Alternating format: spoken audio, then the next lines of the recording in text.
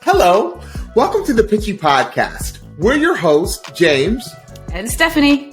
Here on the Pitchy Podcast, we are passionate about good music and a great vocal. We'll use the vehicle of NBC's The Voice to give you our take on each contestant. We'll give you our feedback on their voice and the overall performance. Here on the Pitchy Podcast, we'll always keep it 100 with our feedback and critique of each contestant's vocal and overall performance. But what we are not here to come for is anyone's character or any contestant as a human being. While we may come off a little pitchy at times, if you know what I mean, we'll always do our best to speak our truths with love, kindness, and respect. And with that, Stephanie, let's get started. Let's go. How are you doing?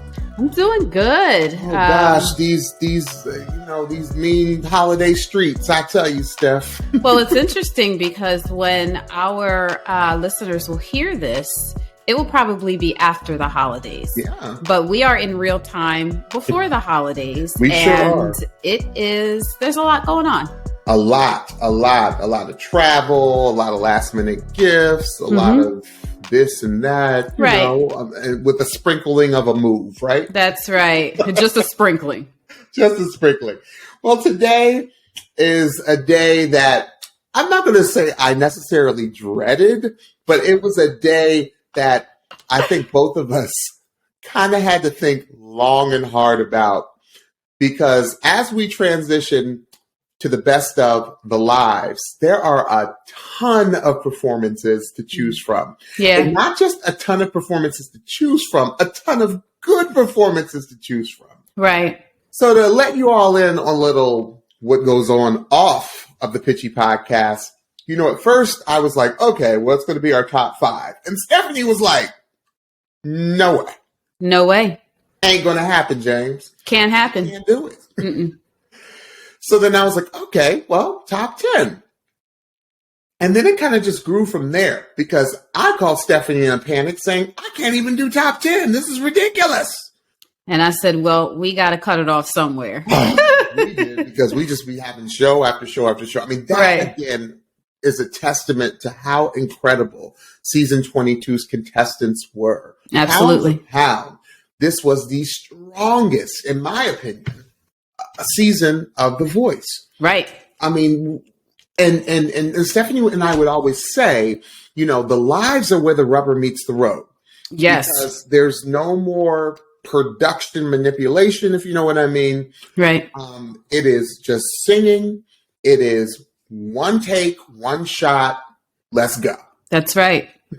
That's right. So without further ado, we are going to both give our top 10, but of course we're going to go in reverse order. So today we're going to give our 10 through 6.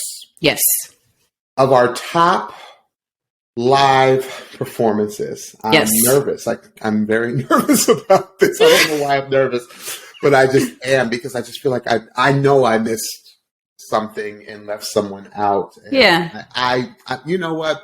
I'm not going to apologize in advance. This is my list and this is what I'm going with. That's right. That's right. I mean, you're nervous because you care and you don't want to leave off anybody that you really enjoyed, but we can only have 10. And hopefully our lists are different so that each one of us might have somebody that the other one missed, but everybody that we really love may be represented. And if you're not represented on this particular list, you might have been represented on our blinds or our top knockouts or maybe an upcoming show that we're going to do. So I think there's plenty of opportunities for everyone that we really enjoyed to be represented. I keep looking down at it. I'm like, okay, the time has come. The time has come. All right, Stephanie. So let's jump right in. All right. Number 10. Number 10. And I'll go ahead and start. Okay. You might find this surprising, Stephanie. Okay. My number 10 is Bryce Leatherwood, Troublen. E. Oh, very Trouble. nice. Very nice. In Caps by Travis Tritt. Right. You know, this to me, even though I'm not as familiar with the country genre, and I was not familiar with this song, right. This to me was the signed, sealed, delivered for Bryce. Yes. We had the entire season saying, what is Bryce going to do? Because Bryce is one of the most talented people on this show. Yes. So what is he going to do to show that he's more than just a consistent performer? Right. And, you know, there was another performance that we'll probably do a show on later coming down the pike that I'm not going to talk about. But this to me was, and this is my campaign, my final speech as to why I think I should win the show. Yeah. And doggone it, Bryce done won the show. He won the show. Absolutely. So I had to put Trouble on the list because it was his by far best solo performance. Mm-hmm. And there was and we've talked about this on many different shows, there was an elevation that Bryce brought to the band, the BGVs, the camera work, the sound. It was there.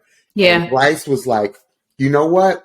This is the best of me, and the best of me won. Mm-hmm. Absolutely. And so that's why I had to put Trouble on the list, because it was a fantastic performance. I agree, and I can see why it's on your list. I felt like after I watched that performance, I felt like that could have won him the show. And I think we both thought it. Yeah, and it totally did. It was definitely something different energy wise from Bryce. We got to see another side of his personality, and I think that really propelled him to the win. So I can see why it's on your list. Yeah, I couldn't because it was so far different, or so not removed, but so far separate from every other performance that he had ever done. Right. And that was his final speech. Absolutely. And America voted him the voice. Yes, they did. For season 22. Awesome. Yeah. Okay, so I'm so excited to hear what your number 2 is. I'm excited about your entire list, Stephanie. I'm excited about yours too. I think you started us off well. My number 10 was Eric Who. Can't Help Falling in Love with You by Elvis Presley. Yes. And I have a feeling I know why you chose this, but I can't wait to hear what you say. Well, I chose this because prior to this song, what we had seen from Eric was very much performance heavy, very dramatic, very fun, and vocal. I'm not going to say that we didn't know that Eric had vocal. I'm not going to say that we didn't know that Eric had vocal before this performance, but in this performance, he chose to highlight solely his vocal. And if you're going to do that, it's like, okay, well, you got to come with it. Because if you are literally sitting on a stool and singing, then there's nothing really to hide behind. And his vocal was not only spectacular, but we could see how well he knew his voice, because there were some things in his performance, some choices that he made that were a little bit unexpected, but also very smart, because they highlighted the best of his voice, and he did not put himself in a position where he was not hitting a possibly expected note. Especially at the end of the song, there was a choice by him to kind of go down in the melody rather than taking the classical, maybe go up in the melody. And it was really cool, because it's like not only does he have a really great voice, he knows his voice, and he can adjust in the moment to give the best performance that he could give. It was really beautiful. It was really, it just made me see him in a whole different light. And I just loved it. So I had to put it on my top 10. It was very introspective. Yes. very, like you said, like the choices that he made, he's like, I'm not going to give you Showboat Eric. Right. He wasn't even really giving you face, like how he normally gives you face and eyes and all that. It was, and Stephanie, you know, as a singer, sitting and singing is a whole nother can of worms. Oh, I hate it. I hate it. I mean, your instrument, your diaphragm is more collapsed. Right. You have to almost sit, erect. Yes. To give yourself some space. Yeah. And it's just a whole nother can of worms, as I like to say. Right. So yeah, I can see Eric Who was like, how could I not put Eric on my list? But he was on a previous list of mine, so I think that's okay. All right. Moving to number 9. 9. And this is how you know how stacked my list is, because of who's at number 9. Okay. Number 9 is Parajita Pistola, I'll Never Love Again, Lady Gaga. Wow, okay. This, to me, was Parajita's best live performance. Yes. Because I agree. Felt that as she went deeper in the competition, I felt that Parajita at times would be swallowed up by overproduction, which has nothing to do with her at all. Right. But Parajita is a stand and sing type of singer. Yes. She is a Whitney. She is a Celine. Even though I know Celine's, with her Vegas show, she evolved by having like Cirque du Soleil and crazy. Right. But still, at her core, at her foundation, right, Parajita is a stand and sing type singer. Right. Because she gives you the drama in her voice. She gives you the perfect hand gestures, the perfect nod of the head, the perfect look. And this was a perfect performance. Yeah, I agree. We talked about this, I think this was the first time we used the word elevate. Like, it was so good. Like, I even thought the grip and the boom guy or woman, it was perfect. Right. It was a perfect vocal. It was a perfect, every choice Parajita made was studio quality. Right.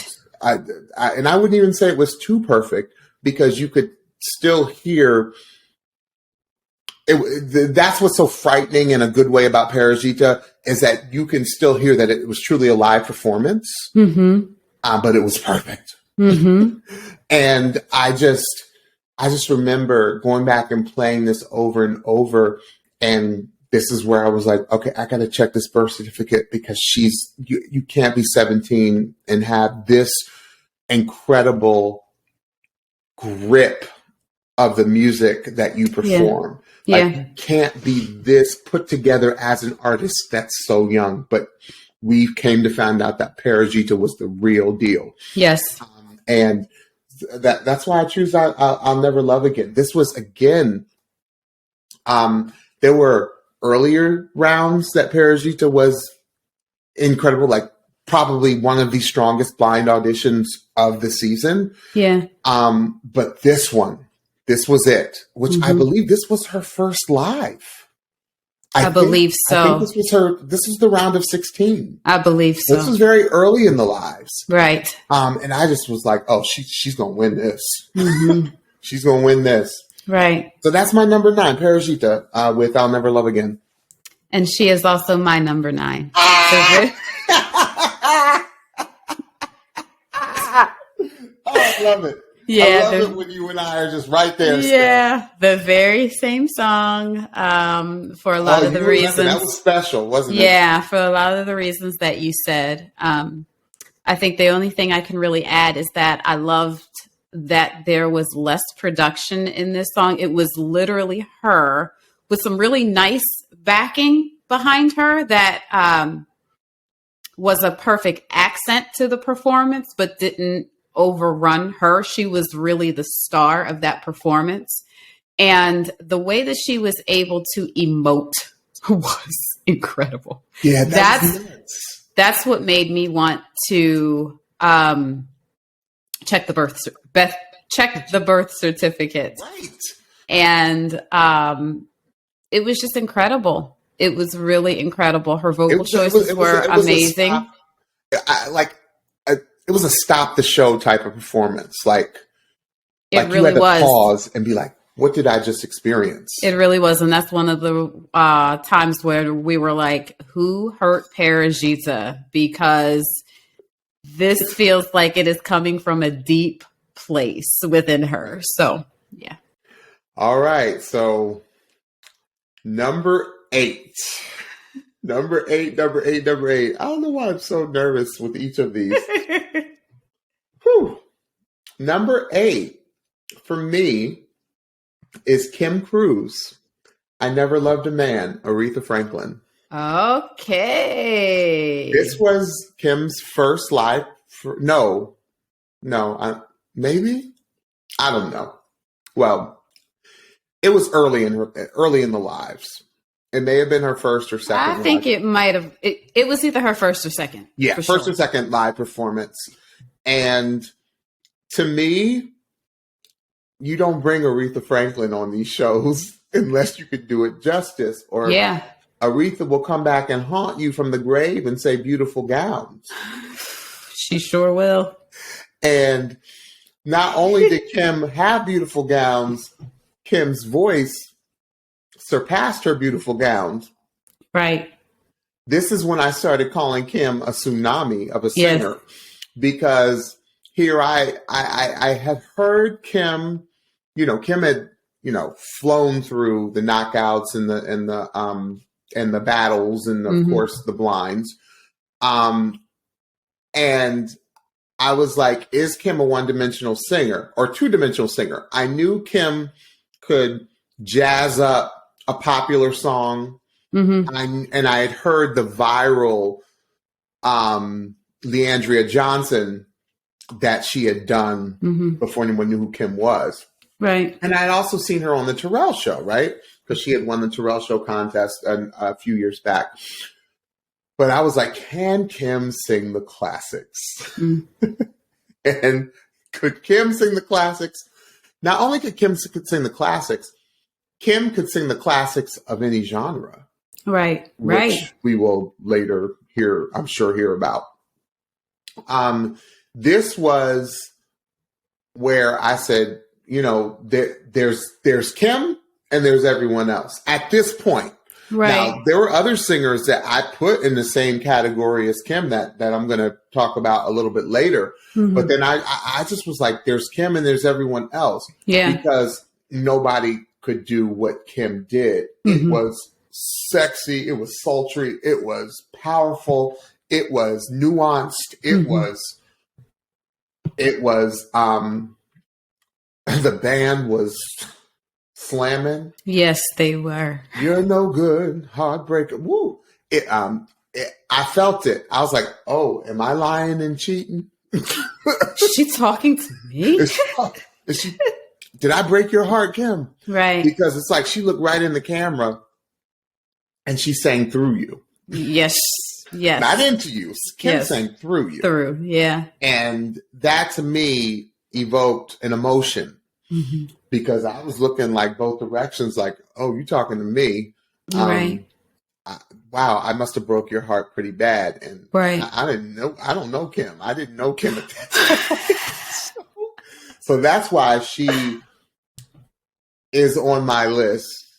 And at number 8, I Never Loved a Man. That was to me her second best performance of the entire season. Why do you tell on yourself? You completely. James tells on himself, and maybe it's because I know him so well, but he also just backed it up with a major clue. But before he gave it's kind of a Captain Obvious.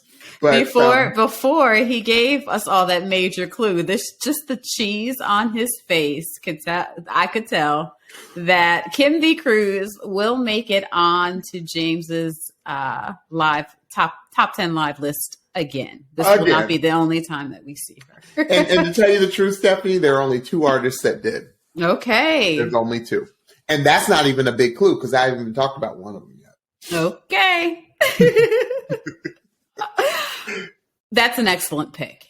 That is an excellent pick. That performance is when it solidified for me, okay, I'm watching a legend in the making. Yeah. And if I didn't know any better, I would think that she was a legend right now. In just the reason that you said, James, it's like she sang through us. It's like the way that it amazes me anytime any artist can communicate so clearly to me and make me feel, and I'm watching them on a screen. It's really difficult to do. And she was able to do that. Her choices in that song were incredible. Again, we've talked about how she finishes her lines. Everything is intentional. Nothing is wasted in her performances, whether it's how she's doing her hands and her fingers and the intensity of her eyes and the camera where she's looking.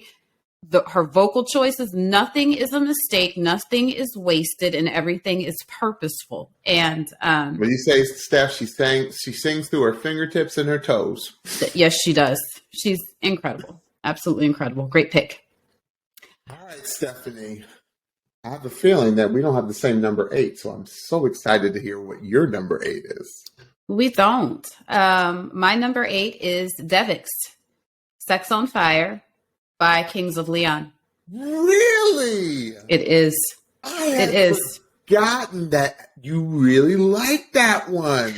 It's interesting because when I was looking through all of these lives and trying to parse out this list, which was really, really difficult, I took a look at this performance and was just captivated by many different aspects of it.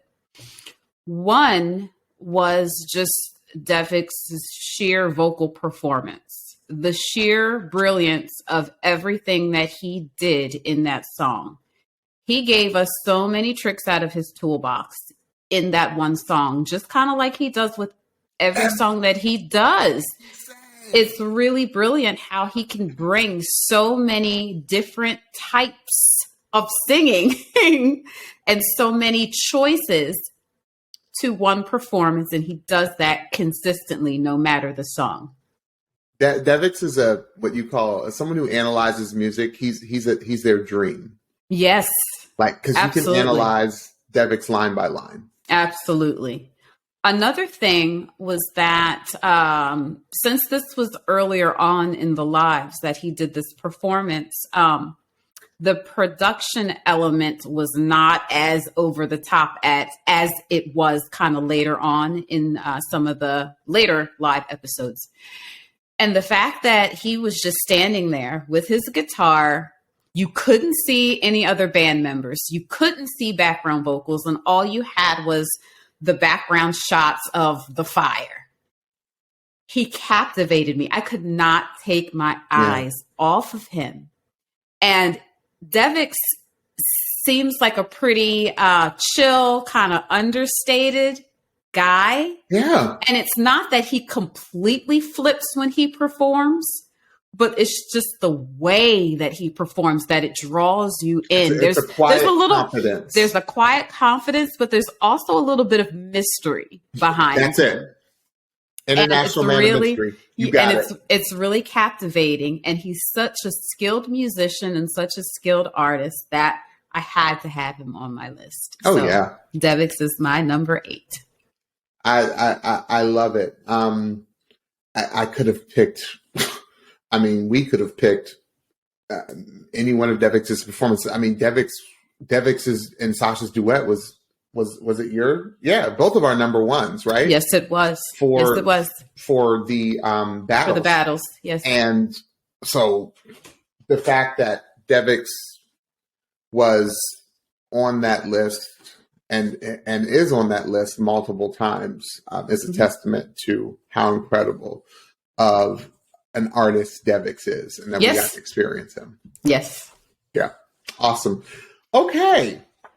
So I am ready for the dog just walked in. You know what, y'all? This is real life.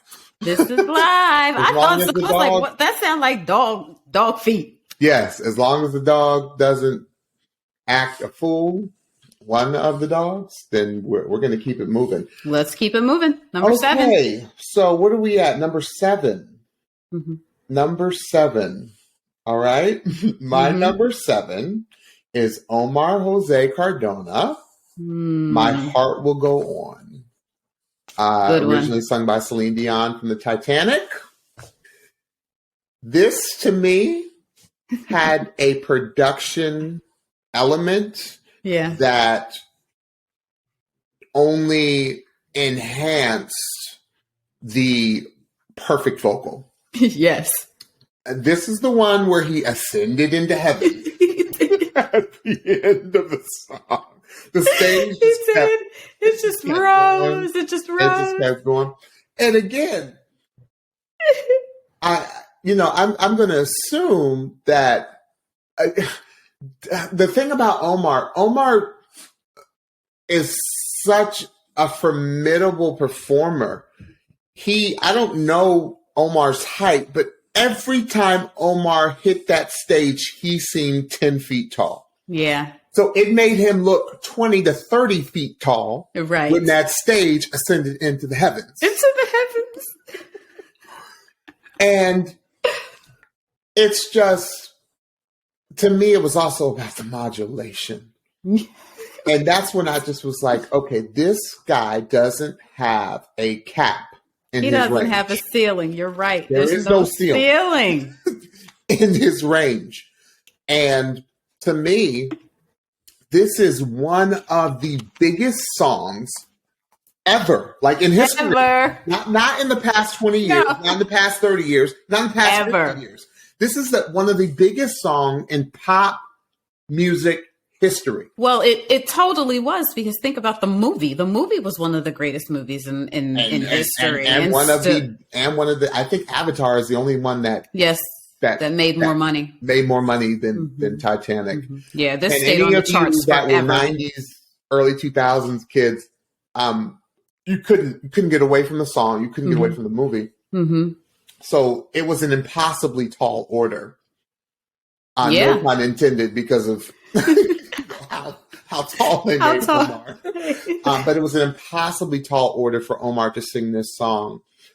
And if I am corrected, correct me if I'm wrong, Stephanie, did he not sing it in Celine's key?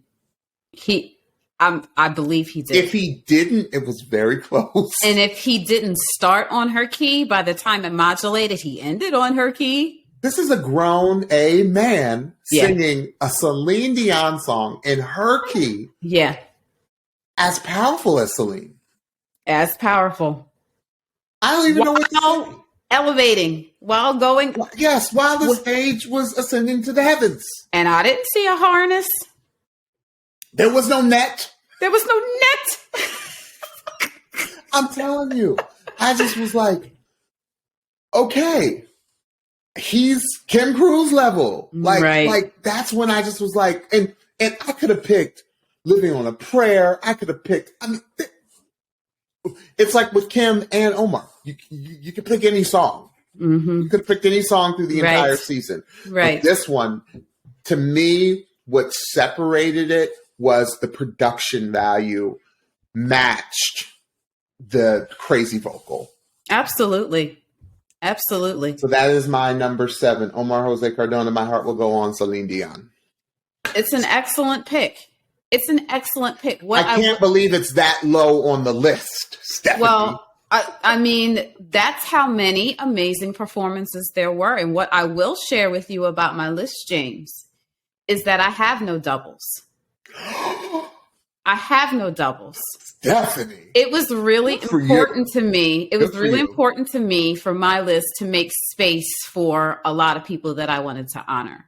So that there are no doubles on my list. And that is what made my list really, really, really, really difficult, because there were so many amazing folks this year. And for me, I felt like for me, I could only choose one performance. So that was really difficult. All right, Stephanie. All right, James. I'm ready. Number 7. I'm ready. Number 7. Bryce Leatherwood, Trouble by Travis Tritt. Had to put it on there. Oh yeah. Had to put it. This is the performance, like we said when you revealed it as your number 10. This is the performance that won him The Voice. Yeah. Because in my heart, it almost won it. Like it excited me to a level that I didn't think, because I'm not a huge country fan. Sure. I can appreciate the country genre and a great country vocal. It's just not one of my personal favorites. But I was moving while I was listening. And I think that his selection of this particular song was so brilliant because it's a up-tempo song, which is something different than what he had previously done to this extent. But it was also kind of a throwback up-tempo song. It wasn't a current, which I think was a brilliant choice because it lent to his personal style and his personal vocal. It maximized on his strengths, and he felt really comfortable performing this song. It was believable. It wasn't like, oh, Bryce has to sing an up-tempo song. Mm-hmm. Let's see him try and it be maybe a little awkward or whatever. It was not. It was like we unlocked another level of Bryce. And I think that unlocking won him the competition. It was fun. It was interactive for everybody that was in the audience. He looked like he was having a ball. And for me, it was like, okay, if this is what a Bryce Leatherwood concert could be like, then hook me up with a ticket, Bryce, because I'm there, because this was so much fun, and he was so in his element, and it was a great performance for him. So that's why it's on my list. It was just like you said, it was fun, and I know the Pitchy Podcast, us collectively have been wanting Bryce to do something like this. A little different. Yeah. Something different because we saw it. We saw it in him. We were like, oh, yeah, absolutely. This dude's legit. This 22-year-old is legit. For real. He did it, and look, it got him a recording contract and $100 grand in his pocket. That's right. So that's right. You can't deny that trouble piece. You really can't. Right. Okay. So my final pick for 10 through 6, and I can't stress this enough. I can't believe this person and this performance is so far down my list, but it just shows you how stacked it is. My number 6 is Justin Aaron. You want to guess which one? Break Every Chain. Break Every Chain, Tasha Cobb Leonard. I could have picked Here and Now. I could have picked the Cynthia Erivo piece. Yeah, Stand Up. But this one is, it's not the first time Justin snapped, but he declared some things on this song. Yes, he did. It was a declaration. Yes. He was talking about breaking the chains of the spirit of depression, of other things that we as real people deal with every day. Yes. And it showed to me that he was unapologetically a Christian. And it showed to me that it was bigger than him. Right. He's like, I need to get out the message of the good news. I need to get out the message that there's hope. Right. Take Christianity out of it, even if you don't believe in that. Because, the God that Stephanie and I serve is a God of love and acceptance. Right. Okay. So let's just get that straight. Right. But to me, he was declaring that depression had no more hold. That's right. That it could not be held, and it could not stay. It had to flee. That's right. And to me, someone needed to hear that night, and there was a healing that went out off of that performance. Yeah. Someone's chain did get broken of depression. And that to me is why it matters and it counts. And that's why I picked Justin. This is the only time Justin's on my list. That's why I picked that song. It was, I remember getting chills. Oh, yeah. I remember getting chills, especially when he went into the declaration piece. Absolutely. It's almost like he stopped the song and said, oh, no. A spirit of depression cannot stay. Right. The chain will be broken. Right. It was, he had church, as we like to say. He did. Church. He did. It was an incredibly powerful performance. That was my number 6. Yeah, I get it. It was an incredible performance. And, we've heard that song so many times by so many people. And I can remember thinking when they were doing the interview portion before, where they were, rehearsing and all that, and saying that he was singing the song. I was like, okay, I'm sure he's going to sing it down. But there was something different. Yeah. There was something different about that performance. So good choice. Good pick. All right. So what is your number 6 choice? My number 6 is Morgan Miles, Tennessee Whiskey by Chris Stapleton. Just real quick, Stephanie, just to let you all in on a little off the podcast banter that Stephanie and I had. I was like, how could I not have Tennessee Whiskey on my list? And I was like, got you covered. It's killing me. But I'm gonna give Morgan love in other places. But how could I just not? Because it was. I'm sorry. I'm gonna let you take this one, Stephanie, because you're gonna say everything that I'm thinking. This song is another one where we've heard 100,000 million covers of it, and it can trend karaoke, especially because of the way the original is.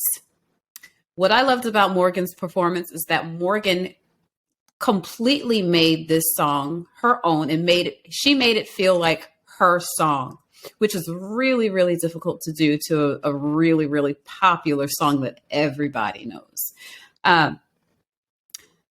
Morgan was at the height of her powers, I felt, with this performance, because it just felt like this is what I want to see if I come see a Morgan Miles performance. If I come to a Morgan Miles concert, I want to see her with her guitar, with her band around her, with her BGVs on either side, them just jamming, her singing the mess out of the song. Because let me tell you, Morgan Miles sang the snot out of the song. Sang it down. She hollered. It was incredible. Her vocal was spectacular. But just seeing her in her element, kind of looking back and forth at the bands and at her BGVs and kind of having a little bit of banter with them. They were having a party. They were having a party. And it just felt, I wanted more. I wanted another song. I want to go to her concert if that's how it feels, because I'm not only going to get a great vocal, I'm going to get a great experience. It was incredible. It was just an incredible performance. And lest I remind the Pitchies, we were hard on Morgan. Oh, yeah. Through the entire season. We were hard. Because there were some performances where we were like, that came off a little pitchy to us. Not pitchy literally, but just pitchy meaning, a little overperformed or whatever. Right. But then Morgan would slay. And I think that's why we were so hard on her. Yeah. Morgan was probably top 3 vocalist on that show. Yeah, absolutely. Top 3. Absolutely. Top 3. So we didn't need to like, Morgan, just stand and sing, girl. Exactly. Exactly. But, she was up there being herself. And, there were versions of herself where I thought were a little bit much. But there were also versions of herself where it's like, I could watch an hour 30 of this easy and still want more. I loved this performance. So it's my number 6.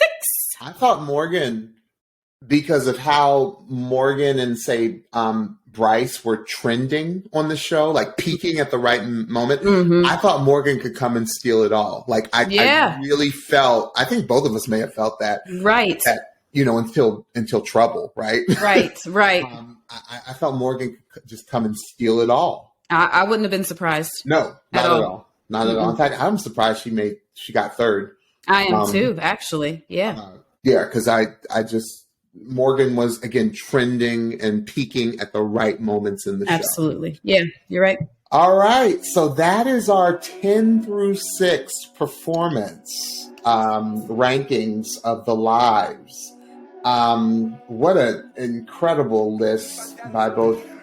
I'm proud of my list. I know you're proud of your list. Oh, I'm so proud of my list. I was almost losing sleep over it because that's how excited I was about the list. But now the next episode that we do is the final list. That's right. So we thank you all so much for listening. Stephanie and I are having a blast during these, reminiscence, the best of, going back and watching some of our favorite performances. And we hope that all of you would always go to YouTube and check out these performances as well. So Stephanie, tell everyone what they need to hear. So don't forget to follow and subscribe to the Pitchy Podcast on your favorite podcast platform so you can be the first to know when we drop a new episode. And if you're enjoying the show, please share it with a friend. Also, don't forget to follow us on Instagram and TikTok at The Pitchy Podcast for new episode alerts, episode clips, and so much more. So until we meet you all again, this is James and Stephanie with The Pitchy Podcast. Everyone, happy holidays and have a wonderful new year. Bye-bye.